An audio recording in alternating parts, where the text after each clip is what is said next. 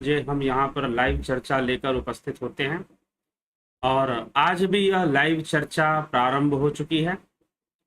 आप सभी इस लाइव से जुड़ जाएं और इसका पूरा पूरा लाभ उठाएं। आज का जो विषय है माया और प्रकृति, दोनों एक हैं या दोनों अलग अलग हैं? ये एक बात बताइए, दोनों को क्या समझना चाहिए, कैसे समझना चाहिए? दोनों एक दूसरे के पूरक हैं या एक दूसरे के विरोधी हैं? यह भी एक प्रश्न बनता है। तो माया और प्रकृति, माया और प्रकृति क्या है, आज इस विषय पर चर्चा हम करेंगे। और यह जो विषय है श्वेतास्त्र उपनिषद का ही विषय है। श्वेतास्त्र उपनिषद से कोई अलग विषय नहीं है, उसमें भी इस विषय को लिया गया है। तो इसीलिए इसका आधार भी श्वेतास्त्र उपनिषद ही है, उसी का हम चर्चा करते हुए आज हम चर्चा को लेंगे। तो श्वेतास्त्र उपनिषद क्या कह रहा है, उसी के आधार पर चर्चा को बढ़ाया जाएगा। व्याख्यान को आगे हम सुनेंगे और समझेंगे। तो श्वेतास्त्र उपनिषद का कहना क्या है, क्या कह रहा है, कैसे कह रहा है, उसका चिंतन मनन आज करते हैं। चलिए, तो माया और प्रकृति के विषय में, माया और प्रकृति क्या एक है या अलग अलग है? ठीक, अब यहां पर अगर हम सूत्रों के आधार पर अगर हम देखेंगे, चलिए थोड़ा सा हम सूत्रों के आधार पर चर्चा करते हैं। तो वैसे प्रकृति शब्द एक सामान्य शब्द है, कॉमन शब्द है, जो कि कई शास्त्रों में, उपनिषदों में प्रयोग हो रहा है। उपनिषद के कई श्लोकों में, श्वेतास्त्र उपनिषद में भी प्रकृति शब्द का प्रयोग है, लेकिन साथ में माया शब्द का भी प्रयोग है। अगर हम दार्शनिक विभाजन इसका करेंगे तो सांख्य दर्शन के अंतर्गत प्रकृति शब्द का प्रयोग होता है, योग दर्शन के अंदर प्रकृति शब्द का प्रयोग होता है, महर्षि पतंजलि के योग सूत्रों में। लेकिन आदि गुरु शंकराचार्य माया शब्द का प्रयोग करते हैं, लेकिन कहीं कहीं पर प्रकृति शब्द का प्रयोग भी मिल जाता है, उपनिषदों में भी और वेदांत सूत्रों में भी मिल जाता है, क्योंकि मूल शब्द प्रकृति ही है। ठीक, टेक्निकल वर्ड और एक होता है, देखिए शब्द कैसे होते हैं, कुछ होते हैं टेक्निकल वर्ड होते हैं और कुछ होता है जो कि भावनात्मक शब्द होते हैं, प्रचलित शब्द होते हैं। तो प्रचलित शब्द तो बहुत गलत भी होते हैं, कई बार उनका प्रयोग गलत तरीके से किया जाता है। अज्ञानता में प्रचलित शब्दों का प्रयोग होता रहता है और बहुत लंबे समय तक होता रहता है, उसका नुकसान भी होता है, समाज को उसका नुकसान भी सहना पड़ता है, किसका, प्रचलित शब्दों का। तो उस पर भी हम कभी चर्चा करेंगे कि कौन से प्रचलित शब्द समाज को बहुत नुकसान पहुंचाते हैं। तो माया और प्रकृति आज का हमारा जो विषय है। तो माया जो शब्द है एक भावनात्मक शब्द है, एक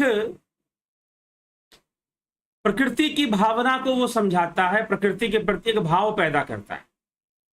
और जो प्रकृति है यह वैज्ञानिक शब्द है, यह टेक्निकल वर्ड है, प्रकृति। अगर हम कहें तो यह टेक्निकल वर्ड है, प्रकृति।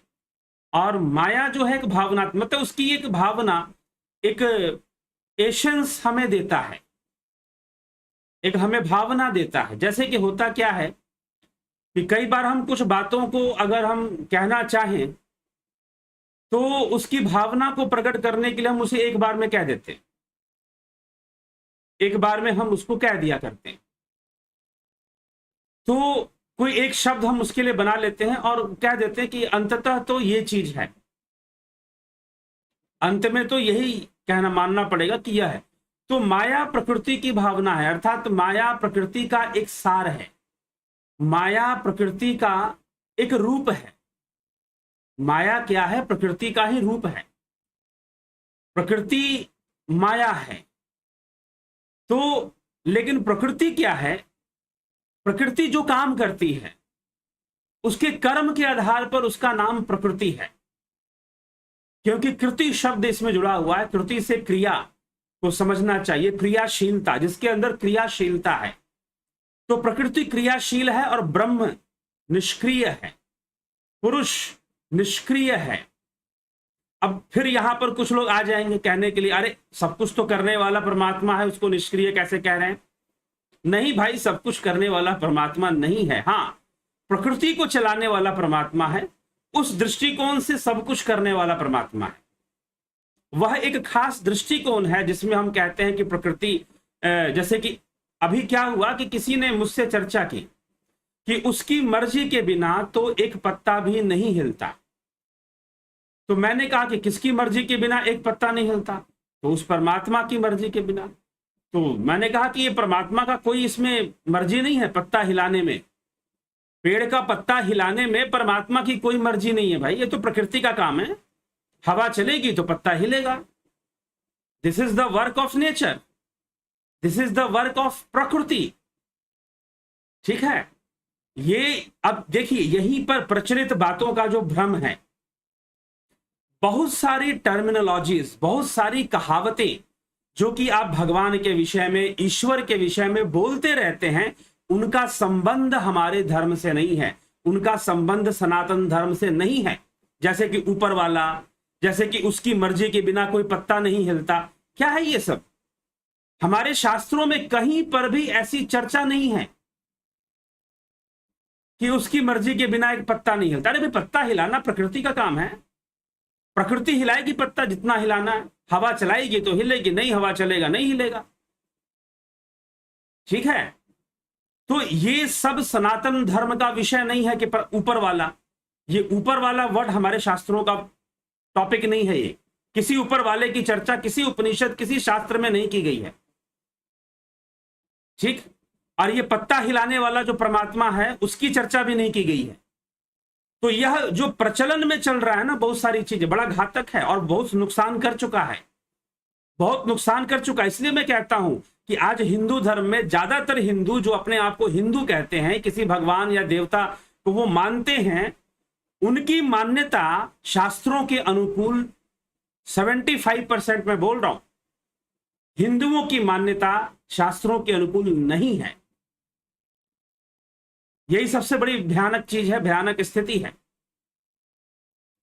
इसीलिए उसकी मर्जी के बिना एक पत्ता नहीं हिलता। किसकी मर्जी के बिना नहीं हिलता? प्रकृति की मर्जी के बिना नहीं हिलता। यह कहना ज्यादा सही होगा।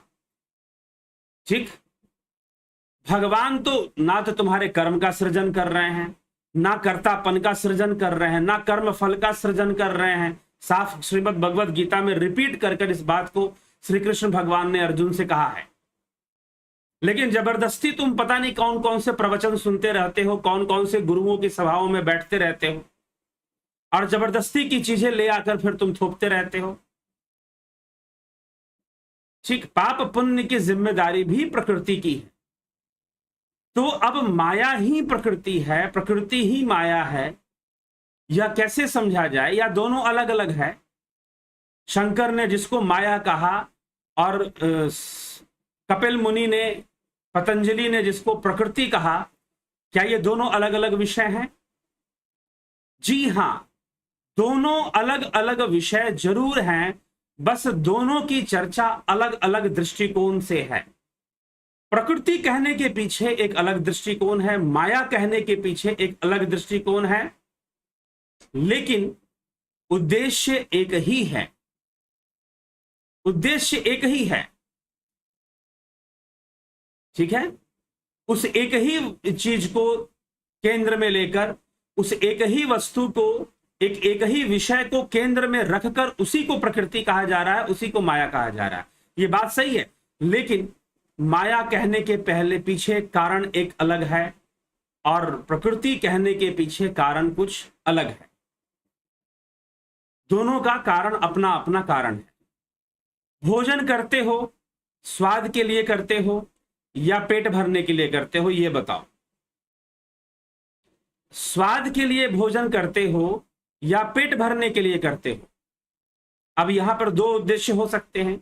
एक तो स्वाद के लिए और एक पेट भरने के लिए, शरीर के स्वास्थ्य के लिए। पेट भरना है, शरीर को चलाना, उसके लिए भोजन किस लिए करते हो? तो यहां भोजन करने के दो उद्देश्य हो सकते हैं। हो सकता है कि व्यक्ति अगर स्वाद के कोई स्वादिष्ट व्यंजन मिल जाए तो पेट भरने के बाद थोड़ा सा और खा लो। अगर स्वादिष्ट व्यंजन मिल जाए तो पेट भरने के बाद थोड़ा सा और खा लो, हो सकता है ना ऐसा। तो यहां पर स्वाद प्रधान हो गया। भोजन को दो तरह से आप डिफाइन कर सकते हैं, एक तो यह कि वह बहुत स्वादिष्ट है और दूसरा कि यह बहुत ही स्वास्थ्यवर्धक है। जरूरी नहीं है कि जो स्वास्थ्यवर्धक हो वो स्वादिष्ट ही हो, कई बार वो स्वादिष्ट नहीं भी हो सकता है, और यह भी जरूरी नहीं है कि जो स्वादिष्ट है वो स्वास्थ्यवर्धक ही हो। ऐसा हो सकता है कि जो भोजन स्वादिष्ट है वो स्वास्थ्यवर्धक ना हो।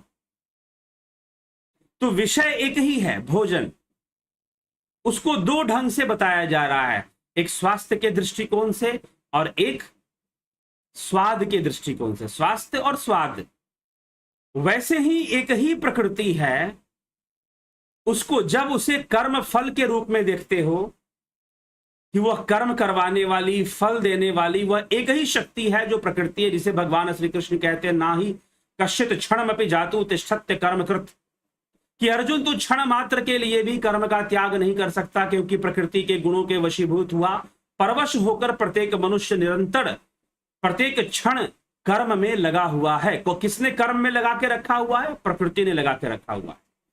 तो ये पेड़ के पत्ते कौन हिला रहा है जी? पेड़ के पत्ते कौन हिला रहा है? जो बोलते रहते हो उसकी मर्जी के बिना पत्ता नहीं हिलता। ये पेड़ के पत्ते हिला कौन रहा है? वो हिला रहा है या प्रकृति हिला रही है? क्या बोलोगे, बताइए। तो प्रकृति ही हिला रही है पत्ते, वो नहीं हिला रहा, उसका काम पत्ते हिलाना नहीं है। ठीक, तो इसीलिए प्रकृति, जब कर्म फल के सिद्धांत से देखोगे, जब क्रिया प्रतिक्रिया के सिद्धांत से देखोगे, असंतुलन पैदा होता है तीन गुणों के बीच और क्रिया प्रतिक्रिया का हिसाब किताब शुरू हो जाता है। जैसे ही असंतुलन पैदा होता है तीन गुणों के बीच, प्रकृति का काम शुरू हो जाता है और अपरा प्रकृति, जो बाह्य प्रकृति है, वो अपना काम शुरू कर देती है। धीरे धीरे वो बढ़ना शुरू कर देती है। धीरे धीरे क्या, वो तो एक ऐसी सृष्टि है जो हो ही जाती है। बुद्धि, बुद्धि से अविद्या, अविद्या से अहंकार, अहंकार से मन, मन से इंद्रियां, इंद्रियों से पंचभूत, अहंकार से पंचभूत उत्पन्न होते हैं और पंचभूतों से फिर तन्मात्राएं, और इधर मन से इंद्रियां, ज्ञान इंद्रियां और कर्म इंद्रियों का विकास हो जाता है। इस प्रकार से यह जीव अस्तित्व में आ जाता है। किसने अस्तित्व में ले आया? प्रकृति ने ले आया। अब कर्म कौन करवाएगा? तीन गुणों के विरोधाभास के रूप में कर्म की उत्पत्ति हो जाएगी ना। और जब कर्म पैदा होगा तो कर्म का फल भी मिलेगा। जब हम ये चर्चा करते हैं तो ये किसकी चर्चा है? प्रकृति की चर्चा है। लेकिन जब हम ये कहते हैं कि अविद्या, यहां पर एक बात ध्यान रखना, बुद्धि के बाद बुद्धि ने क्या ग्रहण किया? अविद्या को ग्रहण किया, जिससे कि अहंकार अस्तित्व में आ गया। यह जो अविद्या है यही माया है। यह जो अविद्या है यही माया है। इसलिए प्रकृति के प्रारंभिक अवस्था में ही अविद्या आ जाती है। तो जो भी ग्रहण हो रहा है वह सब की सब अविद्या ही ग्रहण हो रही है। इसीलिए प्रकृति माया भी है। प्रकृति कहना एक टेक्निकल टर्म है उसका, ठीक ना, टेक्निकल टर्म है। और जैसे कि आप सुनते होंगे कि लॉयर होते हैं, कई कैटेगरी के लॉयर होते हैं, पब्लिक प्रोसिक्यूटर होते हैं, क्राइम लॉयर होते हैं, सिविल केस लॉयर होते हैं। हाँ, ठीक है। तो इसी प्रकार से कई, जैसे कि डिपार्टमेंट्स होती हैं पुलिस के, तो एक है पुलिस वाला और फिर साथ में है वो कई काम करता है अलग अलग। तो इसी तरह से यह जो प्रकृति है यह कर्म फल का सिद्धांत तो लागू करती ही करती है।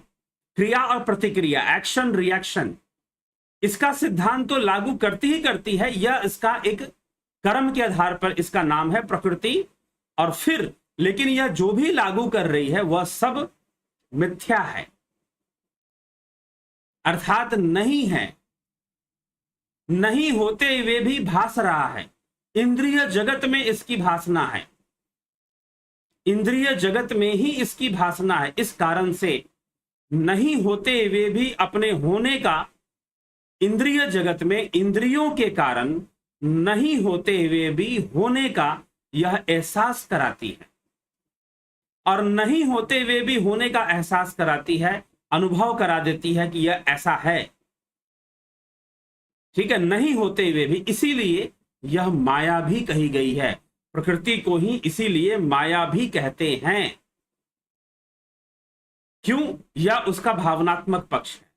माया कहना प्रकृति का भावनात्मक पक्ष है कि वह मिथ्या है, इसलिए माया है। ठीक है, एक क्या करता है ये?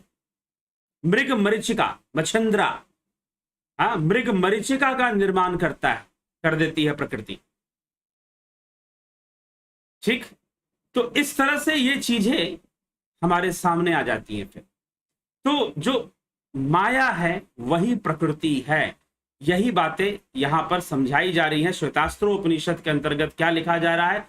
मायाम तु प्रकृतिम विद्यान मायीन तु महेश्वरम तस्यावयव भूतैस्तु व्याप्तम सर्वमिदं जगत।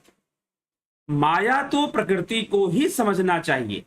मायाम तु प्रकृतिम विद्यान मायीन तु महेश्वरम तस्यावयव भूतैस्तु व्याप्तम सर्वमिदं जगत। माया तो प्रकृति को ही समझना चाहिए। और मायापति, मायीन, कल भी हमने चर्चा किया था कि माई कौन है, माया और माई।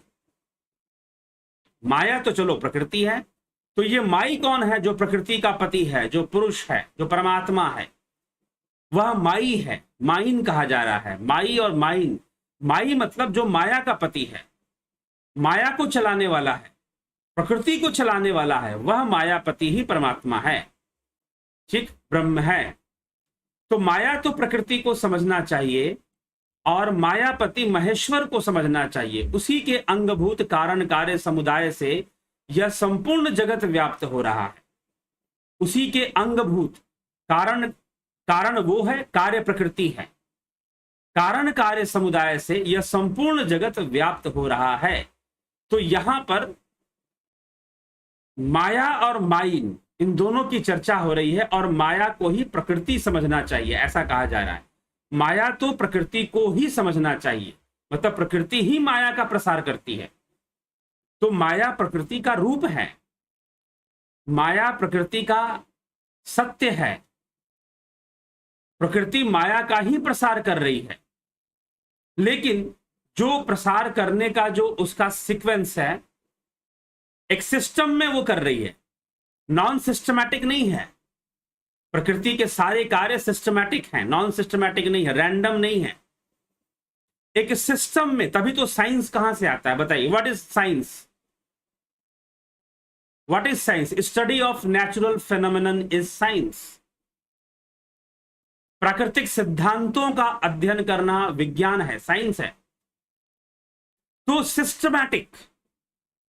सिस्टमैटिक स्टडी, तो अंतः प्रकृति, सांख्य दर्शन जब हम पढ़ते हैं या योग सूत्र पढ़ते हैं हम, तो अंतः प्रकृति के रहस्यों को समझाया गया है।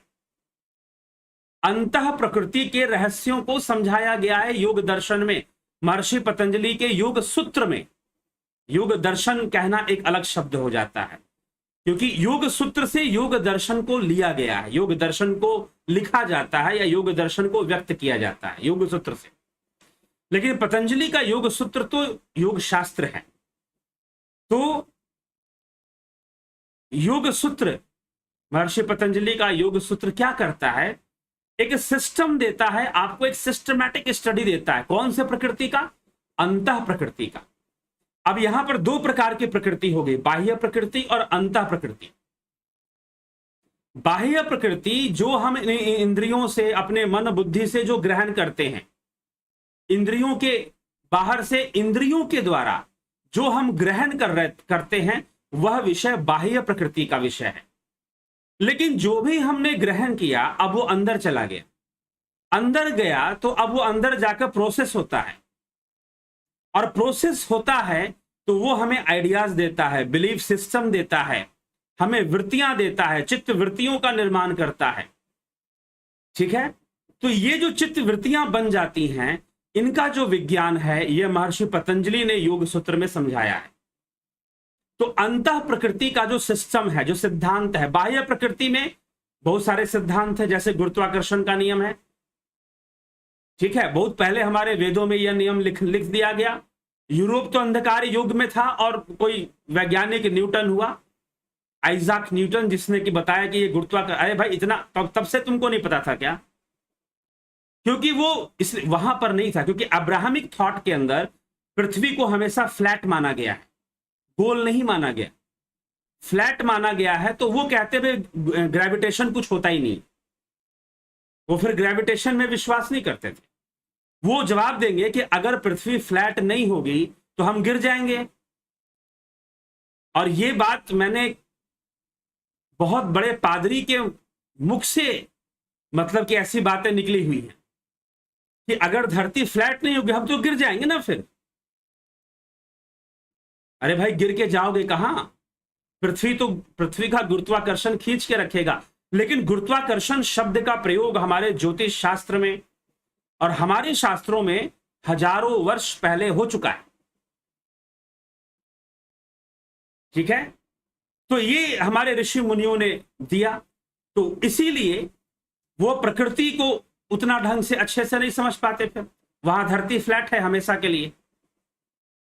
ठीक, तो महर्षि पतंजलि बाह्य प्रकृति के जब हम बात करते हैं तो हम गुरुत्वाकर्षण को पढ़ते हैं, हम और भी कई लॉज हैं जिनको हम, गुरुत्वाकर्षण का सिद्धांत उसमें हो गया, ग्रेविटी हो गया, मोशंस, लॉज ऑफ मोशंस पढ़ते हैं, न्यूटन के 3 लॉज ऑफ मोशंस हैं। ठीक है, एक्शन रिएक्शंस के मोशंस हैं, तो उसके बारे में भी पढ़ा जाता है।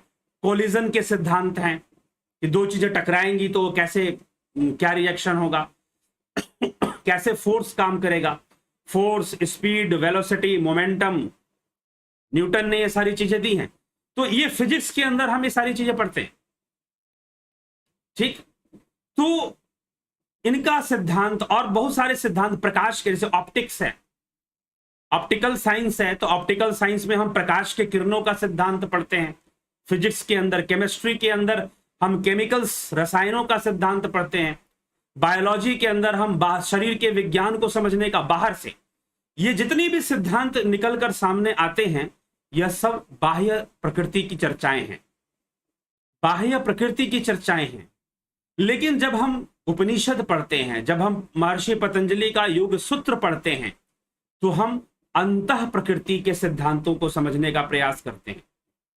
अंतः प्रकृति के जो सिद्धांत हैं, तो study of natural phenomenon is science, प्रकृति के सिद्धांतों का अध्ययन करना। मन कैसे काम करता है, बुद्धि कैसे काम करती है, एकाग्रता की शक्ति क्या होती है, ध्यान क्या होता है, धारणा क्या होती है, प्राणायाम क्या है, प्राणों और मन का क्या संबंध है, इन श्वासों के साथ शरीर के अंगों का क्या संबंध है, प्राण का मन के साथ और प्राण का शरीर के साथ क्या संबंध है, पंचमय कोश क्या है। ये सारा अध्ययन अंतः प्रकृति का अध्ययन है, अंतः प्रकृति का। ठीक, तो ये अंतः प्रकृति, ये एक, इसीलिए जो माया का जो काम है वो एक सिस्टमैटिक वर्क है।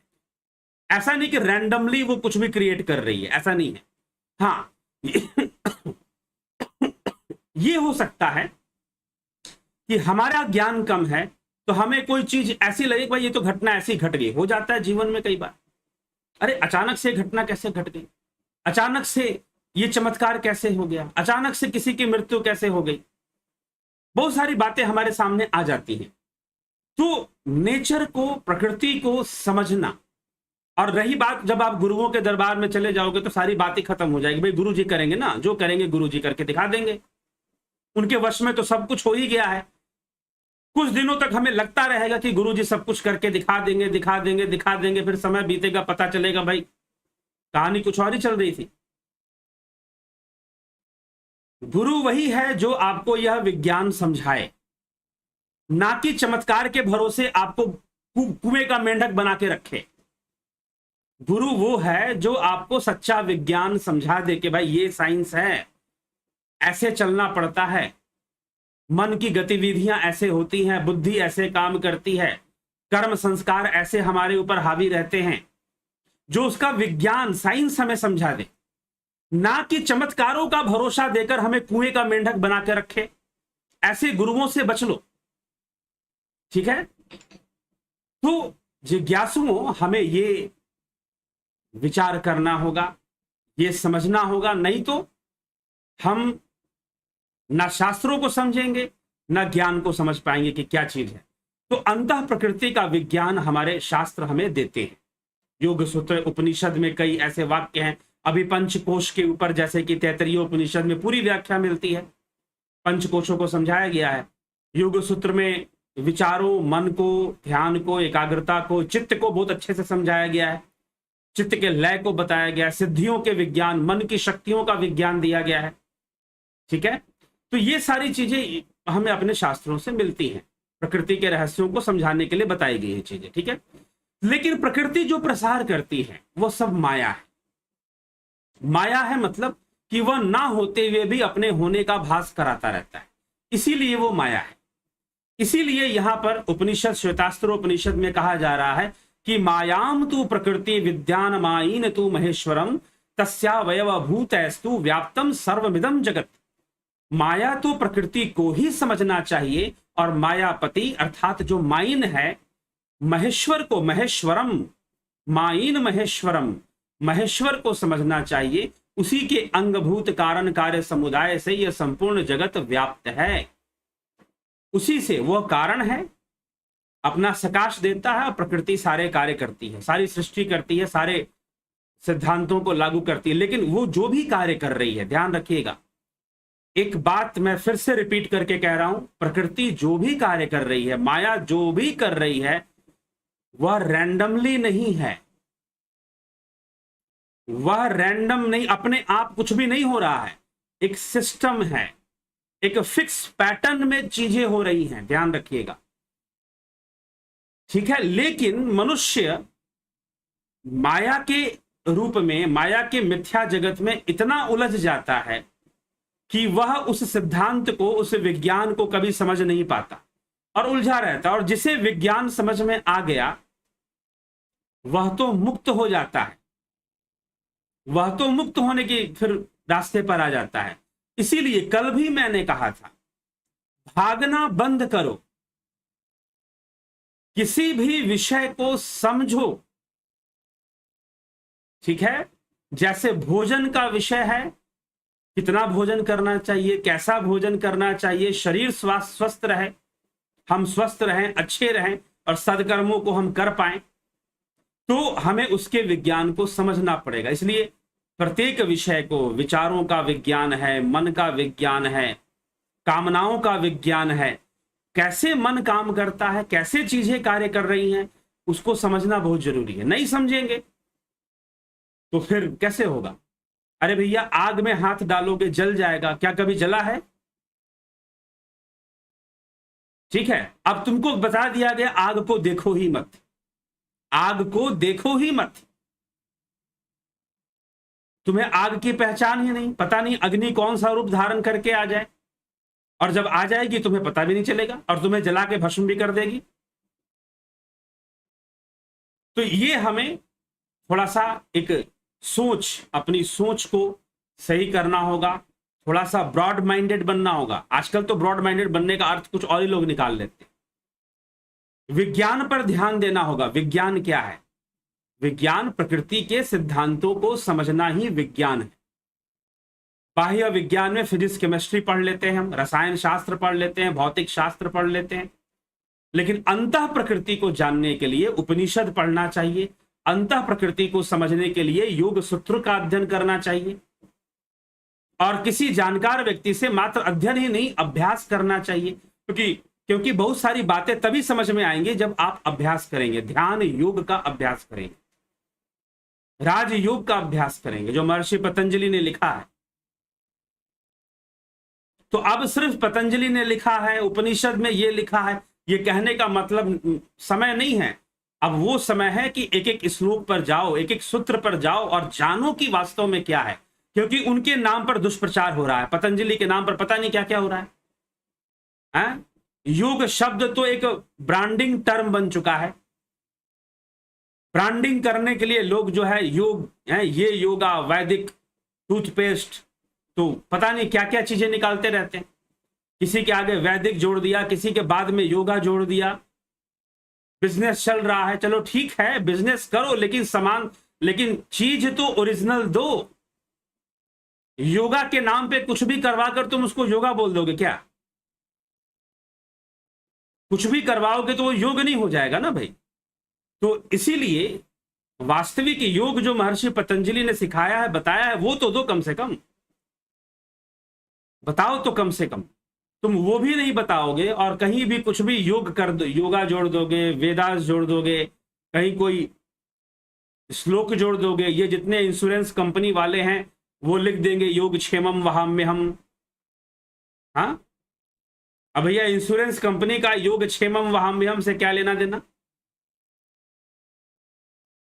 तो इस प्रकार से ये सब स्ट्रैटेजी चलती रहती है और हम सोचते हैं अरे योग क्षेमम वहाम्यहम्, ये विश्वास करने लायक है, संस्कृत में लिखा है जो, ठीक। तो इसीलिए ऐसे प्रपंच से बचिए। बहुत बड़ा बड़ा प्रपंच चल रहा है आजकल। एक नया प्रपंच चला है कि योग का कोई धर्म नहीं होता है। भैया योग खुद ही धर्म है तो उसका क्या धर्म होना और ना। हाँ, योग का कोई रिलीजन नहीं होता, योग का कोई रिलीजन नहीं होता, ये कहना ठीक है, लेकिन योग का कोई धर्म नहीं होता, ये कहना सरासर गलत है, ठीक। तो बहुत सारी टर्म्स, ये किस आधार पर मैं बोल रहा हूं? निरुक्त के आधार पर, एपिस्टेमोलॉजी के आधार पर। Epistemologically religion and dharma is two different thing. Epistemologically religion and dharma is two different thing, ठीक। तो ये सब चीजें हैं, थोड़ा ध्यान देना पड़ेगा, नहीं तो फिर माया का प्रसार हो रहा है और माया का इस्तेमाल ही किया जा रहा है आपको मूर्ख बनाने के लिए। माया का इस्तेमाल ही किया जा रहा है, तो इसीलिए माया का प्रसार है तो प्रकृति का ही प्रसार है। यह प्रकृति ही माया का प्रसार करती है अपने सृष्टि से, अपने सृष्टि और प्रलय के कार्य से। दोनों काम, सृष्टि और प्रलय, प्रकृति से संबंध है उसका। ब्रह्म में ना सृष्टि है ना प्रलय है, ठीक है। तो इसीलिए सृष्टि और प्रलय इंद्रियों का ही विषय है, प्रकृति का ही विषय है, माया का ही विषय है।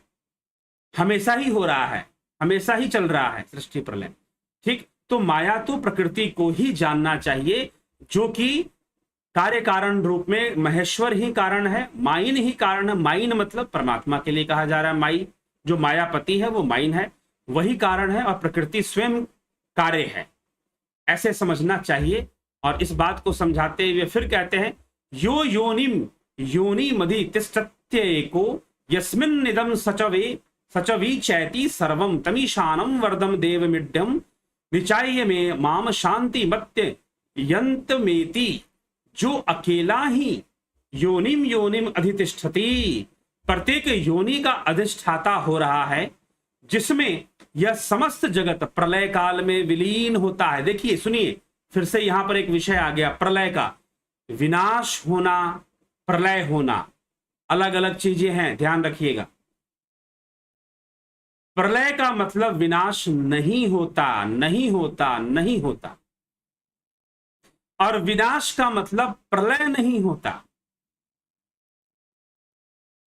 ठीक। ये ध्यान रखिएगा, गलत अर्थ मत निकालिए। प्रलय का अर्थ है विलीन होना, साफ लिखा जा रहा है, एक बार नहीं, उपनिषदों में कई बार इस बात को बताया गया। प्रलय का अर्थ होता है विलीन होना। जैसे बर्फ है, आप पानी में बर्फ डाल दो, धीरे धीरे बर्फ पिघल गया और पानी ही हो गया, ये इसे हम क्या कहेंगे? क्या उसका विनाश हो गया? जी नहीं, विलीन हो गया। वह तो पानी ही था और पानी ही में विलीन हो गया, इसे कहते हैं प्रलय। बर्फ अगर पानी में हम पानी में अगर बर्फ को डाल दे, फ्रीजर से, अपने घर के फ्रीजर से बर्फ का टुकड़ा निकालिए और पानी में डाल दीजिए, धीरे धीरे बर्फ गायब हो जाएगा। गर्मी का दिन तो वैसे ही है, और नॉर्मल टेम्परेचर पानी का होगा तो पिघलेगा और वो पानी बन जाएगा।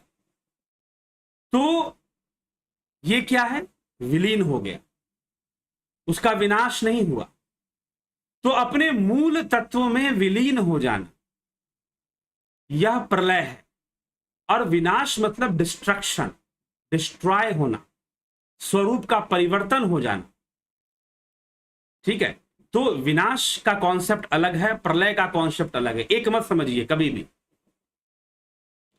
तो इस प्रकार से यह समझाया गया है, जो अकेला ही प्रत्येक योनि का अधिष्ठाता होकर, मतलब जहां से योनि सृष्टि का मार्ग है, प्रकृति को भी योनि कहा गया है, बुद्धि को भी योनि कहा गया है, बुद्धि को भी महत ब्रह्म योनि, भगवान कृष्ण ने जिसे महत ब्रह्म योनि कहा है, यह बुद्धि ही है, क्योंकि बुद्धि ही प्रकृति की योनि है। प्रकृति की योनि बुद्धि क्यों है? क्योंकि बुद्धि ही तो अविद्या के द्वारा अहंकार को जन्म दे देती है, और फिर अहंकार से मन को, इंद्रियों को, ये श्रृंखला चल पड़ती है, 24 तत्वों की जो श्रृंखला है ये चल पड़ती है, इसकी योनि बुद्धि को कहा गया। तो यहां पर प्रत्येक योनि का अर्थ है जहां से भी सृष्टि हो रही है, जहां से भी क्रिएशन हो रहा है। तो योनि सृष्टि का आधार है। यहां पर इस शब्द का प्रयोग का अर्थ यह है, जो अकेले ही योनिम योनिम, यह एक योनिम योनिम अधितिष्ठति यस्मीन, अर्थात जो अकेले ही प्रत्येक योनि का अधिष्ठाता हो रहा है, जिसमें समस्त जगत प्रलय काल में विलीन हो जाता है, सृष्टि काल में विविध रूपों में प्रकट भी हो जाता है। ये किसका काम है भैया? प्रकृति का काम है। उस सर्वनियंता वरदायक स्तुति करने योग्य परम देव परमेश्वर को तत्व से जानकर निरंतर बनी रहने वाली इस मुक्ति रूप परम शांति को प्राप्त हो जाता है। तो वह अधिष्ठाता होकर सकाश प्रदान कर प्रकृति को सृष्टि करता है, और फिर उसी सृष्टि के बाद उन वस्तुओं का जिनकी सृष्टि हुई है उनका प्रलय भी हो जाता है। लेकिन इन सब के पीछे जो अधिष्ठाता है वही परम ब्रह्म है, वही परम देव है। उसको जानकर जो योगी हैं, जो आत्मज्ञानी हैं, वो हमेशा शाश्वत शांति को प्राप्त कर लेते हैं। ऐसे यहां पर कहा जा रहा है। फिर कहा जा रहा है, यो देवानाम प्रभस चोत भवश्य विश्वाधिपो रुद्रो महर्षि हिरण्यगर्भ पश्यत जायमानम सनो बुद्धया शुभया संयुनक्तु।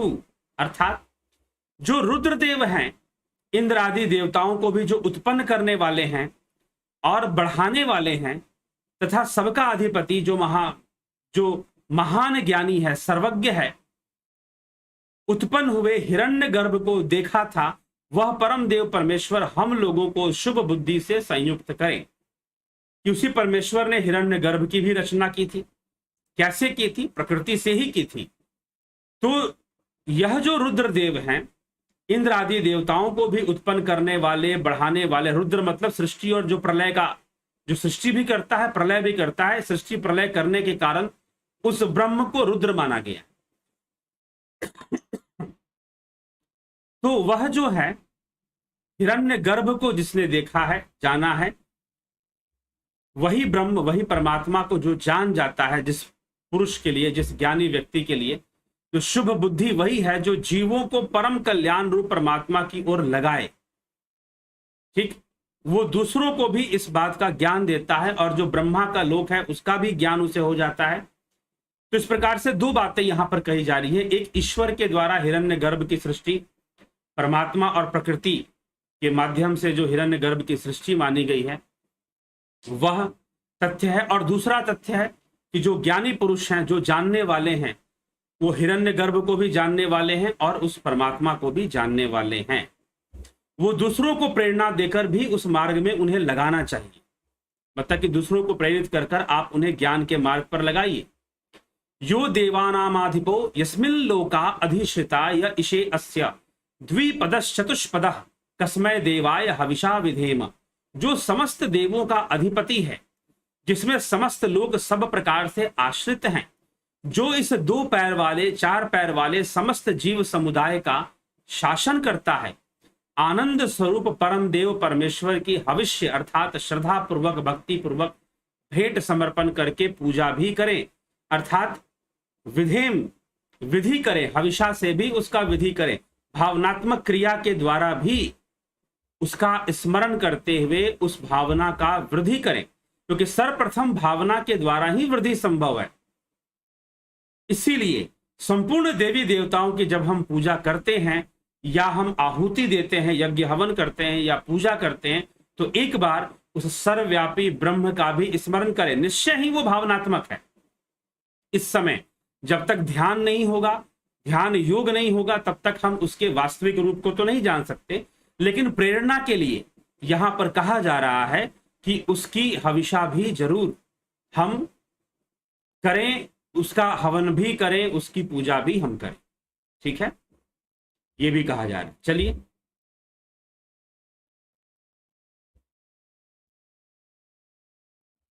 फिर कहा जा रहा है सूक्ष्म अति सूक्ष्म कलिलस्य मध्ये विश्वस्य सृष्टार मने करूपम विश्वैश्येकम परिवेष्टितारम ज्ञात्वा शिवम शांति मत्यंतमेति। जो सूक्ष्म से भी अत्यंत सूक्ष्म है, हृदय गुहा रूप गुहे स्थान के भीतर स्थित है, विश्वस्य अखिल विश्व की रचना करने वाला, प्रकृति को क्रियाशील करने वाला, अनेक रूप धारण करने वाला, विश्वस्य परिवेष्टितारम समस्त जगत को सब ओर से घेर के रखने वाला, संपूर्ण जगत उसी के आश्रय है। सारे देवताओं ने कहां आश्रय लेकर रखा है? उसी परब्रह्म में ही आश्रय लेकर रखा है। यह प्रकृति भी कहां आश्रित है? उसी परब्रह्म में ही आश्रित है। इस विषय को एक वीडियो के अंदर बहुत विस्तार से समझाया गया है और उस वीडियो का नाम है क्या अपवित्र वस्तु में भी परमात्मा है? क्या अपवित्र वस्तु में परमात्मा है? इस विषय की चर्चा करते हुए उसमें बताया गया कि कैसे सारी प्रकृति और सारी सृष्टि ब्रह्म में ही है, ब्रह्म के भीतर ही है, ब्रह्म पर ही आश्रित है। तो वह सूक्ष्म से भी अति सूक्ष्म, क्या कहा जा रहा है? सूक्ष्म अति सूक्ष्म कलिलस्य मध्ये, सूक्ष्म से भी अति सूक्ष्म, अत्यंत सूक्ष्म, हृदय गुहा में गोपनीय रूप से रहने वाला, अनेक रूप धारण करने वाला, समस्त जगत को सब ओर से घेर के रखने वाला, वह एक ही कल्याण स्वरूप शिवम, उसे जानकर सदा रहने वाली शांति को प्राप्त होना चाहिए। स एव काले भुवनस्य गोप्ता विश्वाधि अपि सर्वभूतेषु गूढ़ा यस्मिन् युक्ता ब्रह्मर्षयो देवताश्च तमेव ज्ञात्वा मृत्यु पाशा सुछीनति। अर्थात वही समय पर समस्त ब्रह्मांडों की रक्षा करने वाला, समस्त जगत का अधिपति है, समस्त प्राणियों में छिपा हुआ है, जिसमें वेदज्ञ महर्षि गण और देवता लोग जो ब्रह्म ऋषि हैं, ब्रह्मर्षय यहां पर कहा जा रहा है, ब्रह्मर्षय वही वेदज्ञ महर्षि गण हैं, जो ब्रह्म ऋषि हैं और देवता लोग भी ध्यान द्वारा संलग्न होकर उस ईश्वर को इस प्रकार से जानते हैं। युक्ता, युक्ता शब्द का प्रयोग हुआ। युक्त शब्द का अर्थ होता है योगी। भगवान श्री कृष्ण ने भी श्रीमद् भगवद गीता में इस युक्ता शब्द का प्रयोग किया। युक्ता मतलब योगी, योगी के लिए कहा जा रहा है। तो यहां उपनिषद में साफ साफ लिखा जा रहा है ध्यान योगी। ठीक है, ध्यान योगी। तो जो ध्यान योगी है वह जानने वाले लोग होते हैं, जानकार लोग होते हैं। तो उन्हीं के लिए यहां पर चर्चा कर दी गई है कि वही समय पर समस्त ब्रह्मांडों की रक्षा करने वाला, समस्त जगत का अधिपति, समस्त प्राणियों में गोपनीय रूप से, जैसे माखन में घी छुपा हुआ है, जैसे माखन में घी छुपा हुआ है, वैसे वो परमात्मा की स्थिति बनी रहती है। सबको उस वेदज्ञ लोग, जो वेदज्ञ हैं, जो ब्रह्मर्षि हैं, वो उस तत्व को जानते हैं। और देवता भी ध्यान द्वारा ही जान सकते हैं, ध्यान द्वारा संलग्न है। इस प्रकार जानकर मृत्यु के बंधनों से, मृत्यु पाषाण छीनती, मृत्यु पाषाण स छीनती, अर्थात मृत्यु के बंधन को वो काट देते हैं, मृत्यु के बंधन को वो काट देते हैं, ऐसा कहा जा रहा है। ठीक, तो ये चर्चा यहां पर की जा रही है। तो जिज्ञासुओं, ये 15वें श्लोक तक हमने देखा। 16वें श्लोक से 10वें से 15वें श्लोक तक की चर्चा हमने कर ली।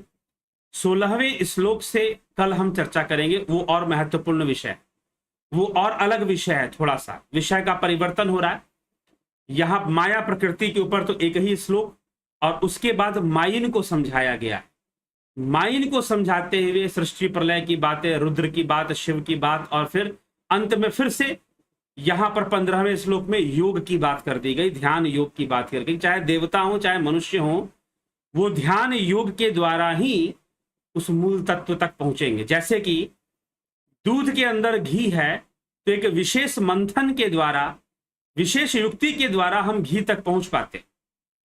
वैसे ही उस सार रूपी तत्व ब्रह्म तक पहुंचने के लिए हमें एक विशेष मंथन की प्रक्रिया से गुजरना पड़ता है, जिसे ध्यान योग कहते हैं। ध्यान योग कहते हैं। तो वह ध्यान योग क्या है?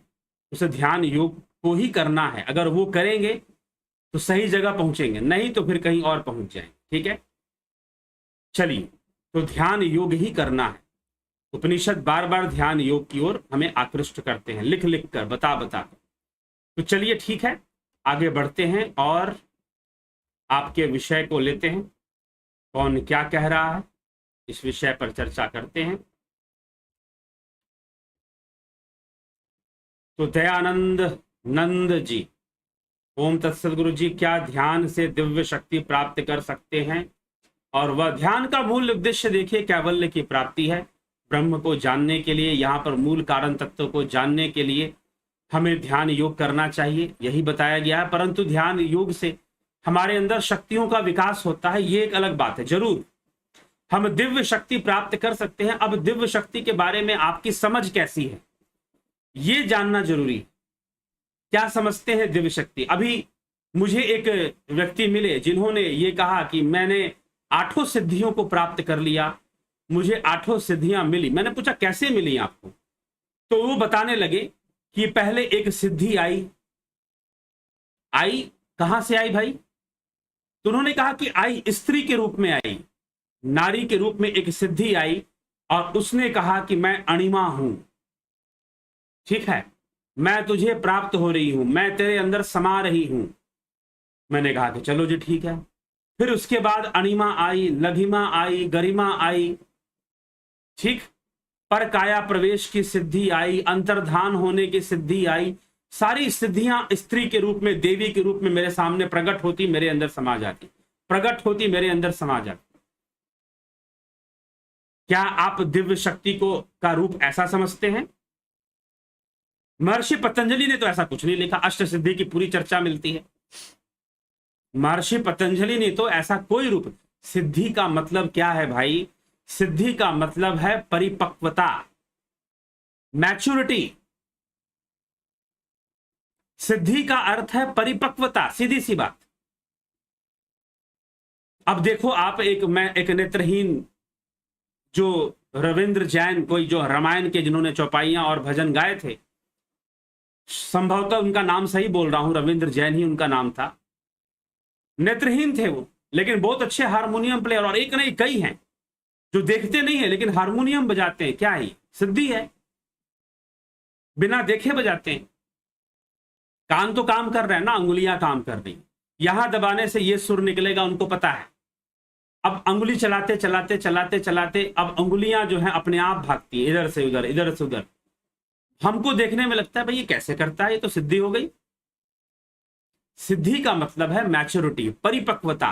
ध्यान करते करते, संयम का अभ्यास करते करते, धारणा का अभ्यास करते करते, ध्यान की परिपक्वता, धारणा की परिपक्वता। तो धारणा, ध्यान, समाधि, त्रयमे केव संयम, ऐसे महर्षि पतंजलि कहते हैं कि तीनों को मिलाकर संयम कहते हैं। और संयम की परिपक्वता होने से सिद्धि होती है। संयम की परिपक्वता होने से सिद्धि होती है। ठीक है, तो सिद्धि, दिव्य सिद्धियों या दिव्य शक्तियों की जो बात कर रहे हैं, यह कोई कहीं से उठकर नहीं चली आती आपके पास, यह आपके योग की, आपके कर्म की ही परिपक्वता है। तो आप जितना परिपक्व ध्यान करेंगे उतने आप सिद्ध बनते जाएंगे, इसमें कोई संशय नहीं है। ठीक, शक्ति प्राप्त कर सकते हैं, और वह शक्ति शिवलिंग के बारे में डिटेल में बताए हुए हैं जी। शिवलिंग के बारे में पहले भी चर्चा हो चुकी है, और ध्यान योग का जो हमारा कोर्स है उसमें बताया जाता है शिवलिंग के बारे में। ठीक,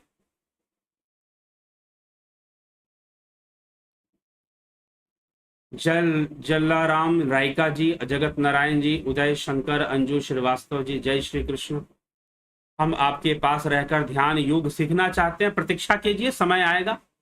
अभी कोरोना का दूसरा लहर, तीसरा लहर आने पर उतारू है, कई राज्यों में फैल रहा है, सुन ही रहे हैं आप। हम भी चाहते हैं कि ऑफलाइन कार्यक्रम शुरू हो, जल्दी शुरू हो, लेकिन क्या किया जाए, विवशता हावी रहती है कोरोना की। अगर हम ना भी माने कोरोना, तो जो लोग हैं आस पड़ोस हैं, जो प्रोटोकॉल्स हैं, जो सरकारी प्रोटोकॉल्स हैं, उनका खंडन कैसे। तो कई बार सामाजिक दृष्टि, सामाजिकता को देखते हुए, कई बातों को देखते हुए सारी चीजें नहीं हो पाती हैं, ऑफलाइन मोड में प्रोग्राम नहीं हो पा रहा है, इसका हमें भी मलाल है। लेकिन फिर भी आपको हम बताते रहते हैं कि अवश्य होगा, ऑफलाइन मोड में प्रोग्राम होगा, जगह जगह होगा, अलग अलग शहरों में होगा। तो जिस शहर में हो आप वहां, लेकिन प्रतीक्षा आपको करनी पड़ेगी और वहां आपको पहुंचना पड़ेगा, वहां आपको समय देना पड़ेगा। अभी तो आप लिख रहे हैं, और जब होना शुरू हो जाएगा देखते हैं कितने लोग समय देते हैं। ठीक है, फिर वो भी एक परीक्षा होगी कि हमें तो ऑफलाइन मोड में ही चाहिए। तो देखते हैं जब ऑफलाइन में शुरू करेंगे कितने लोग पहुंचते हैं, क्योंकि ऑनलाइन वाला तो बड़ा आसान है, घर में बैठे बैठे लोग कर रहे हैं।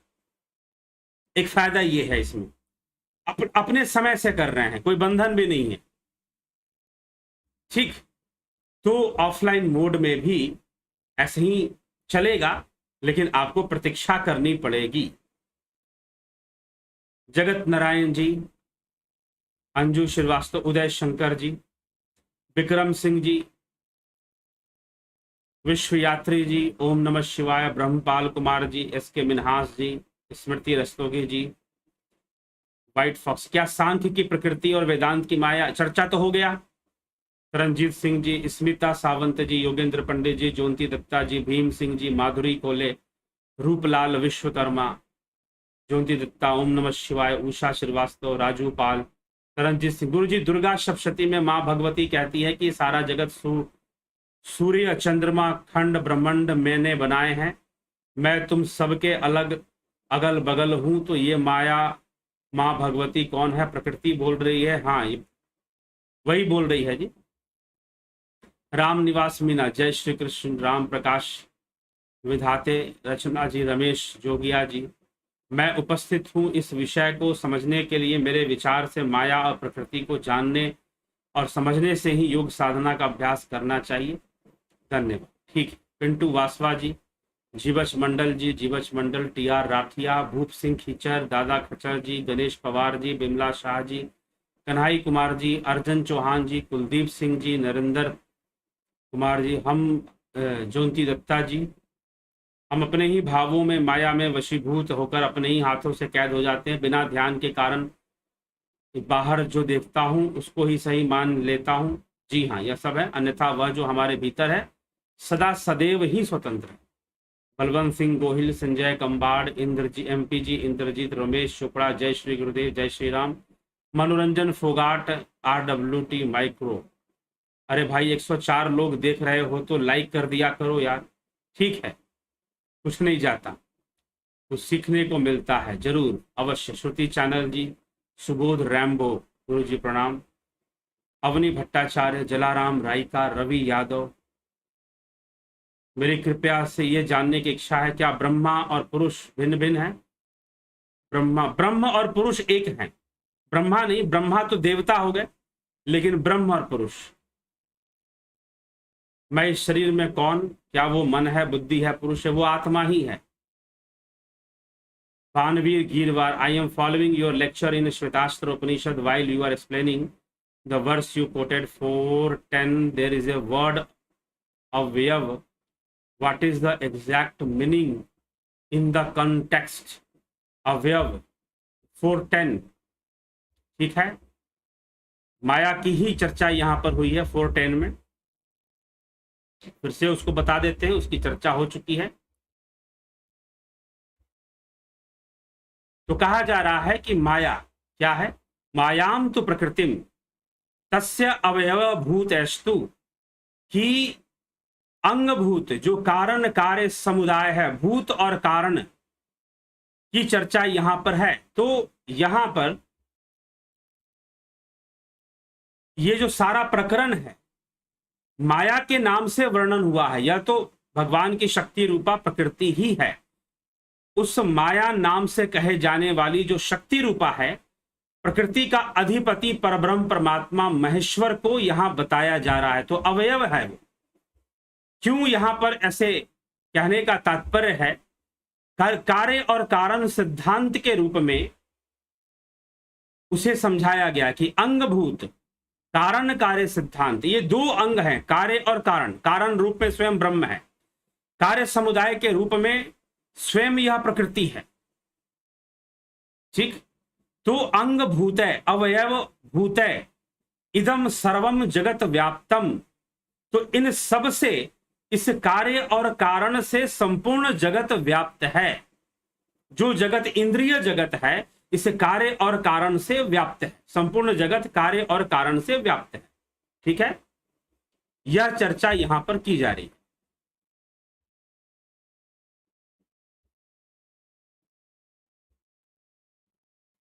आगे चले,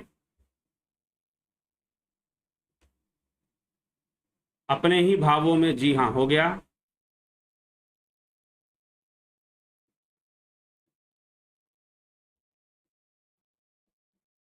मैं उपस्थित हूं, प्रश्न हो गया जी, ठीक है।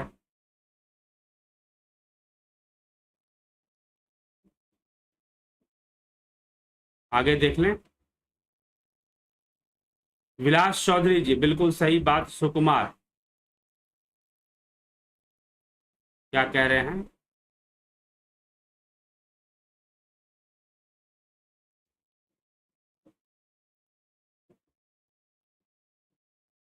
आई एम फॉलो, हाँ विलास हो गया, सुकुमार, नीतीश सिन्हा, इंद्रजीत। गुरु जी प्रतिदिन आप अपने कम्युनिटी के जरिए संस्कृत में हिंदी अर्थ के साथ एक सुंदर श्लोक डालने की कृपा करें, जिससे कि हम लोग दिन भर उस अच्छे विचार पर मनन चिंतन करते रहें। प्रयास रहता है, कोशिश रहती है, लेकिन हमेशा हो नहीं पाता है। फिर भी जरूर प्रयास करते रहेंगे। आपकी प्रेरणा उचित है, आपकी बात सही है, अच्छी बात, अच्छा सलाह है। आकाश वदर, भरत छबलानी, नीलेश लुहार, केशव पटेल, विश्वनाथ सिंह, सुनिधि पाठक, बनवीर घीरवार। क्या रुद्र उसको कहते हैं जो रुलाता है? एक अर्थ है, रुद्र के कई अर्थ हैं। तो रुद्र का एक अर्थ रुलाने से भी लिया गया है, बात सही है। लेकिन यहां उपनिषदों में, ये जब मैंने रुद्र की जब पहली बार चर्चा आई थी कि ब्रह्म को रुद्र कहा गया है, तो यहां उपनिषदों में जो रुद्र की चर्चा है वह सृष्टि और प्रलय को लेकर किया गया है। ठीक है, तो अंत क्या है? हर सृष्टि का अंत प्रलय है, तो प्रलय रुलाने वाला माना गया है। हर सृष्टि का अंत जो है प्रलय है, तो प्रलय को रुलाने वाला माना जाता है, इसलिए रुद्र को भी रुलाने वाला माना गया है। ठीक, ऐसी चर्चा आती है इस विषय में। तो रुद्र का अर्थ रुलाने वाला भी लिखा जाता है। फिर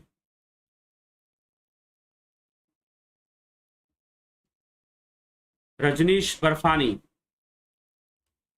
ओम प्रणाम। विवेक, गुरु जी लाखों लोग ऐसे हैं जो मृत्यु के मुख से लौट कर आए, उन लोगों ने स्वर्ग का वर्णन किया जो हमारे पुराणों में वर्णित है।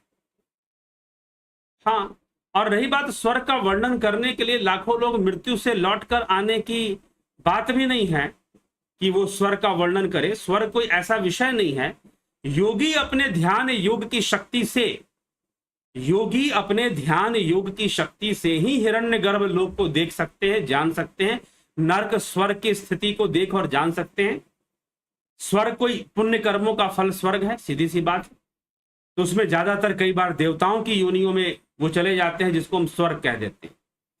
तो वह देव योनि है, एक प्रेत योनि है, एक देव योनि है। तो वो देव योनि में, नरक की जिनकी गति नरकमय होगी वो प्रेत योनि में चले जाएंगे, जिनकी गति स्वर्ग की ओर होगी वो देव योनि में चले जाएंगे।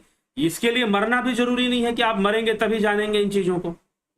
ठीक है, यह जो है, आप जब ध्यान योग के द्वारा जो हिरण्यगर्भ को जानने वाले योगी हैं, ऋषि मुनि हैं, वो जानते हैं स्वर्ग की स्थिति क्या है, नरक की स्थिति क्या है। क्या आत्मा ही शक्ति है? शक्ति ही आत्मा है। गुरु जी, विभूति पाद में जो भी शक्ति है, जो जिस योगी के प्राप्त होती है, वो कभी लोगों को बताते घूमते नहीं। ना जी, कौन बताता है? ये बताने का विषय भी नहीं है। ठीक है, वे कभी लोगों को बताते घूमते नहीं। जिन योगियों को प्राप्त है वो क्यों बताएंगे कि हमें ये सिद्धि प्राप्त है, वो सिद्ध बताने की चीज है क्या भाई? जिसके पास सामर्थ्य होता है वो बताता है क्या? बताओ। जहां आवश्यकता है वो कर देता है। हाँ, अगर कोई व्यक्ति ना समझे, ना माने, थोड़ा समझाने का कोशिश कर सकता है। ठीक। विलास चौधरी, घर परिवार को छोड़कर साधना के लिए निकलना पाप तो नहीं है? अगर घर परिवार का कर्तव्य आपके ऊपर है, जिम्मेदारी है, तो फिर तो पाप ही है। साधना तो वहां भी कर ही सकते हो। निष्काम कर्म योग भी साधना है। माया प्रकृति में क्या संबंध है, यही तो चर्चा आज हुई है।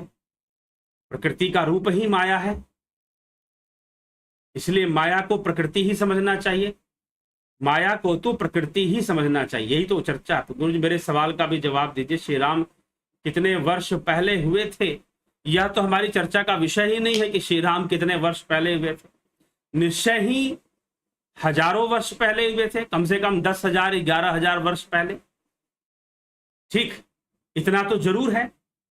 कुछ गणना के अनुसार लाखों वर्ष पहले हुए थे। लेकिन ये जो अलग अलग गणनाएं हैं, ये गणनाओं का एक अपना स्टाइल होता था। वहां पर वर्ष की गणना, मास की गणना अलग ढंग से होती थी, इसीलिए अलग अलग समय की बातें आ जाती हैं। ठीक, लेकिन फिर भी जो कुछ लोग जो दावा करते हैं बहुत कुछ जानने और समझने के बाद, लगभग वो 11,000 वर्ष पीछे जाते हैं कि इतना तो जरूरी था। और रही बात जो कार्बन डेटिंग्स होती हैं, तो कार्बन डेटिंग्स भी किसी भी चीज का फिक्स डेट नहीं बताती है, ध्यान रखिएगा। बस वो इतना बताती है कि इतना पुराना है। अब उतना के पीछे कितना पुराना है ये नहीं बता पाती, लेकिन एक लिमिट बताती है कि इतना पुराना तो अवश्य है। ठीक है, तो इसीलिए श्री रामचंद्र जी कब हुए थे? निश्चय ही जो शास्त्रों में लिखा था उतने वर्ष पहले हुए थे। तो ये हमारी चर्चा का विषय नहीं है, कभी होगा तो उस पर चर्चा कीजिएगा। क्या 5 तत्व को ही प्रकृति को कहा जाता है? जी नहीं, 5 तत्व भी प्रकृति के तत्व हैं। प्रकृति के 24 तत्वों में 5 तत्व भी अपना स्थान रखते हैं, ये कहा जा सकता है। नरक में क्या कष्ट होता है? दुखों का भोग होता है, जो कर्म किया है उसका भोग। शक्ति पात क्या है? शक्तिपात कुछ नहीं है, गुरु की कृपा। फिर भी परा प्रकृति किसे कहते हैं? परा प्रकृति परा विद्या से जानी जाती है। ठीक, गुरु जी प्रणाम। तरनजीत सिंह जी, शॉर्ट वीडियो सभी भगवानों पर डाल दे रहे हैं, जानता देखता चाहती हूँ, रोज 2-3 तो डाला करे गुरु जी। डलता ही है, एक तो कम से कम डलता ही है। और शॉर्ट वीडियोस सभी देवी देवताओं पर समय समय पर चीजें आएंगी, मिलेंगी आपको। चलो ठीक है जिज्ञासुओं, इसी के साथ विचारों को विराम देते हैं और समय को ध्यान में रखते हुए कल फिर 9 बजे हम चर्चा लेकर आएंगे। अभी लगभग 1 घंटे की चर्चा हो चुकी है। ठीक है, तो कल फिर 9 बजे हम लाइव चर्चा लेकर आएंगे। आगे बढ़ते हुए और भी कुछ विषय हैं, उन पर भी चर्चा करने के लिए आएंगे, तो जरूर चर्चा करेंगे। आप सब जुड़े रहें, बने रहें। ठीक, बहुत बहुत आभार आप सभी का इस चर्चा से जुड़ने के लिए, जुड़कर चलने के लिए। ध्यान योग के कोर्स जो लोग ज्वाइन करना चाहते हैं वो अपना डिटेल अगर जानना चाहते हैं, क्योंकि प्रकृति का रहस्य भी ध्यान योग से ही हमें समझ में आएगा, तो जो ज्वाइन करना चाहते हैं वो जरूर इस नंबर पर कांटेक्ट करें और आपको डिटेल मिल जाए।